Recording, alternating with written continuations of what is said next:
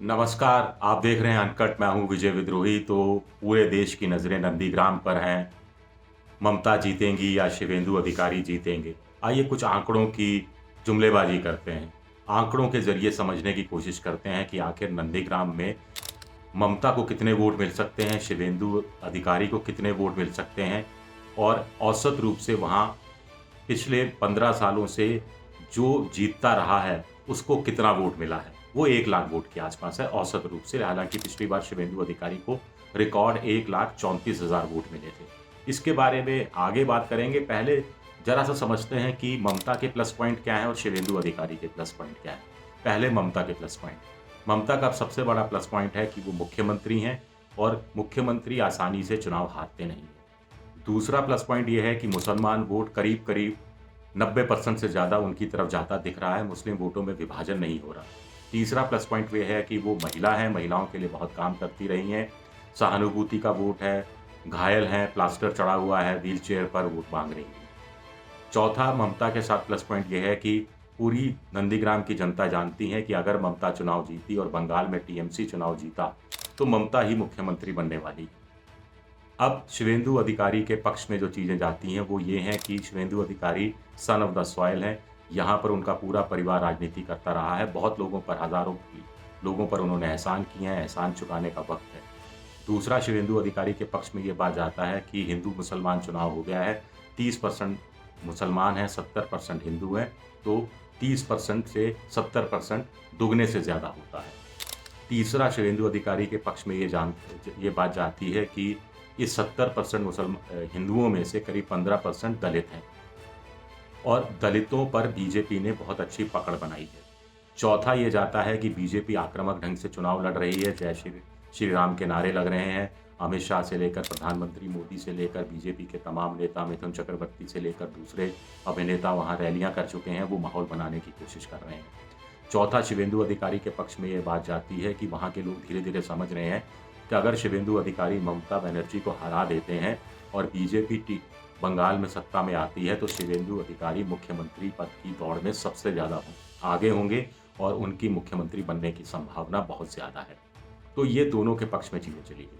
अब समझते हैं कि किसके पक्ष में कितने वोट आ सकते हैं। एक आंकड़ेबाज़ी करने की कोशिश करते हैं। बहुत सी पतंगबाज़ी चल रही है, हम भी पतंगबाज़ी करते हैं। 2,75,000 कुल मिलाकर वोटर हैं। इसमें आम तौर पर देखा गया है कि जो जीतता है उसको 1,04,000, 95,000, 1,10,000 के आसपास वोट मिलते रहे हैं। पिछली बार शिवेंदु अधिकारी को 1,34,000 वोट मिला था, लेकिन उसमें जो 65,000 मुसलमान वोटर है, उसकी एक बड़ी संख्या भी शामिल थी, जो इस बार शामिल नहीं होने वाली है। तो मोटे तौर पर अगर हम माने कि 2,75,000 में से 65,000 मुसलमान हैं और 80% वोटिंग होती है, तो करीब-करीब 45 से 50,000 के आसपास मुस्लिम वोट पड़ेगा। हिंदू वोटरों की संख्या 2,15,000 है और अगर 80% वोटिंग होती है, तो करीब-करीब आप 21 और 22,000, 42,000 माइनस कर दीजिए, करीब-करीब 1,70,000 के आसपास वोट पड़ेगा। अब पहले मुसलमान वोटों का बँटवारा करते हैं। ये जो 45-50,000 मुस्लिम वोट हैं, इसमें से करीब-करीब पूरा वोट ममता के साथ जा सकता है, ऐसा आज की तारीख में कहा जा रहा है। अगर हम मान के चलें कि सीपीएम की जो कैंडिडेट हैं, फुरफुरा शरीफ के लोग भी, अब्बास सिद्दीकी भी वहाँ रैली कर चुके हैं, उनके हिस्से में 5-7 हज़ार वोट मुसलमानों का चला जाता है, तो 45,000, 40-45,000 वोट ममता को पक्का है, मुसलमानों का। अब हिंदुओं की बात करते हैं, शिवेंदु अधिकारी की बात करते हैं। 2,15,000 हिंदू वोटर हैं, इसमें से 80% वोटिंग होती है, तो 1,70,000 के आसपास वोटिंग होगी। इसमें अगर हम मान के चलें कि सीपीएम को भी कुछ ना कुछ वोट मिलेगा, सीपीएम वहाँ बहुत मजबूत रही है उस इलाकों में बहुत समय पहले तक, लोकसभा चुनाव भी लगातार 6 बार वो जीती।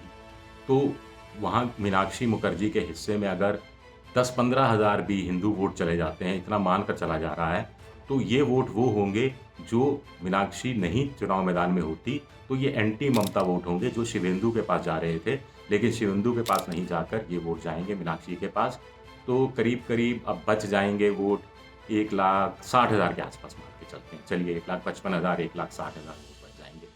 अब सारा खेल 1,60,000 वोटों के बँटवारे का है। अभी तक ये देखा गया है, पिछले 2019 के लोकसभा चुनाव को भी मद्दे रखा जाए, तो 70% मुसलमान वोट ममता को मिलता रहा है और करीब 40-45% अन्य जातियों का, अन्य धर्मों के लोगों का वोट मिलता रहा है, यानी गैर मुस्लिम वोट मिलता रहा है। बीजेपी को करीब 60% के आसपास गैर मुस्लिम वोट मिलता रहा है, जिसमें दलित भी हैं, आदिवासी भी हैं, जिसमें ओबीसी भी हैं, जिसमें सवर्ण जातियाँ भी हैं, कायस्थ भी हैं और दूसरी अपर कास्ट जातियाँ भी शामिल हैं। अगर हम मान के चलें कि 40% वोट ममता बनर्जी को हिंदुओं वोटर का मिलता है 1,60,000 में से, तो करीब हो गया ये 64,000 और 45,000 के आसपास, तो ये 1 लाख से ऊपर 1,04,000 1,05,000 के आसपास जा रहा है। और अगर ये 60% हिंदू वोट जाता है शिवेंदु अधिकारी के पास, तो ये 60% भी करीब 96,000 1 लाख के आसपास पहुंच रहा है। तो यानी मामला पूरी तरह से फंसता हुआ नजर आ रहा है।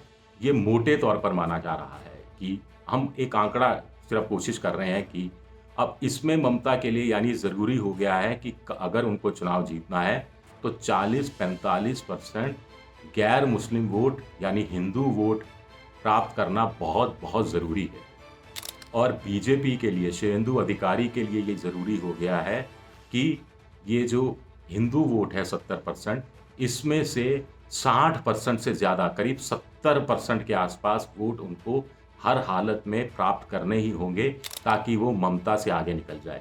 तो कुल मिलाकर अभी कहानी ऐसा लगती है कि ममता कुछ हज़ार वोटों के अंतर से शायद चुनाव निकाल ले, लेकिन अगर वोटों का गणित थोड़ा सा भी ऊपर नीचे हुआ, यानी मुसलमान वोट थोड़ा और बट गया, हिंदू वोट अगर ममता को थोड़ा और कम मिला, तो ममता हार सकती है।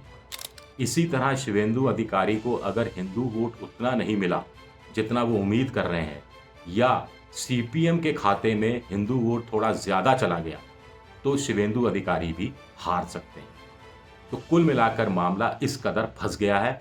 अब ये किसी के दिल में उतर के हम जान नहीं सकते 30% मुसलमानों के या 70% हिंदुओं के कि वो किसको वोट देने वाले हैं। शुक्रिया आप सबका, बहुत बहुत शुक्रिया। 2 मई को वैसे हम सबको पता चल ही जाएगा। आपको अगर अनकट पसंद आए तो इसे आप शेयर कीजिए और इसे सब्सक्राइब ज़रूर कीजिए। शुक्रिया आपका।